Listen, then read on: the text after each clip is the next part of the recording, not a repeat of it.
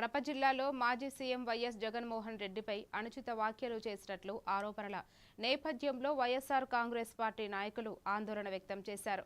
Kakinada rural MLA Nanaji చేసిన వ్యాఖ్యలను ఖండిస్తూ వైసీపీ నేతలు ఈ రోజు ఉదయం కడప 1 టౌన్ పోలీస్ స్టేషన్లో ఫిర్యాదు చేశారు. సంబంధిత వ్యక్తిపై చర్యలు తీసుకోవాలని వారు పోలీసులను కోరారు.